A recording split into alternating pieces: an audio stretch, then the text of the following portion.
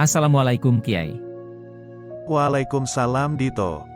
Maaf Kiai, nasihat apa kali ini yang akan disampaikan? Baik, kali ini kita bahas tentang bahaya takut dianggap ria. Meninggalkan amalan karena manusia termasuk ria, dan beramal karena manusia termasuk syirik. Banyak orang yang merasa pintar, lalu dia mengatakan meninggalkan amalan perbuatan baik, karena takut ria, atau orang mengatakan orang lain beramal diperlihatkan dikatakan ria, pamer. Orang itu lebih mudah berkomentar, dan mengomentari orang lain, kayak penonton sepak bola, ribut mengomentari pemain sepak bola profesional, menggoblok-goblokkan pemain sepak bola profesional, karena tidak bisa memasukkan bola ke gawang.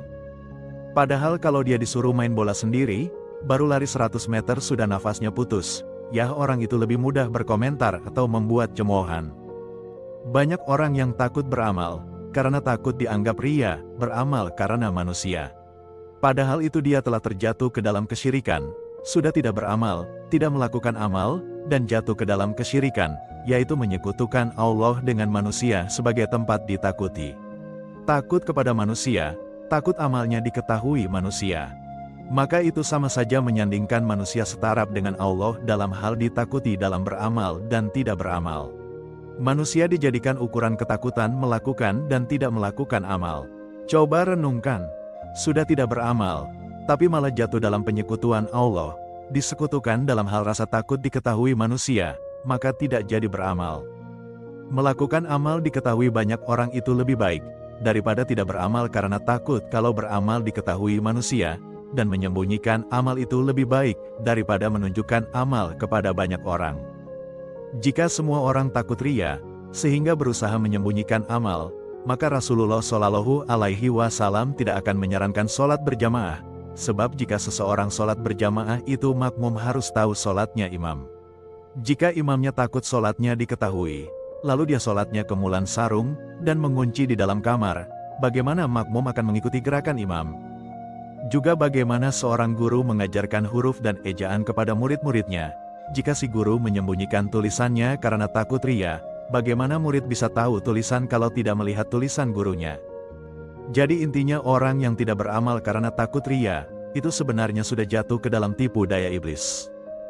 Yang benar itu, mau ada orang atau tidak ada orang, seseorang itu harus belajar ikhlas, ada orang dan tidak ada orang, hati dalam beramal tidak berubah, amal yang dilakukan tidak berhenti. Ikhlas itu bisa menetap di hati orang harus ditanam dengan istiqomah, disirami dengan kebiasaan, dirawat dari penyakit.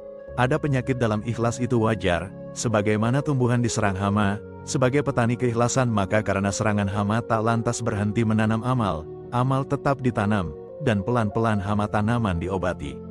Nilai suatu amal itu kadang-kala diambil dari sejauh mana merawat tanaman amal, sampai dicapai keikhlasan, dan panen pahala didapat itu, karena sanggup melewati pancaroba berbagai macam hama tanaman yang mengganggu tanaman amal agar bisa bertahan sampai musim panen tiba.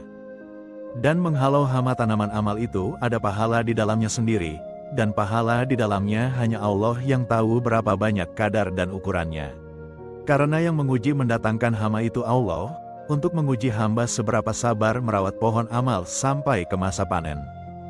Maka beramalah terus, jangan menunggu ikhlas. Ikhlas itu bagian ruh, sebagaimana sabar, ridho, tawakal, semua dalam dimensi ruh, tidak bisa diraba, dilihat bentuknya, dan tidak bisa dikecap rasanya.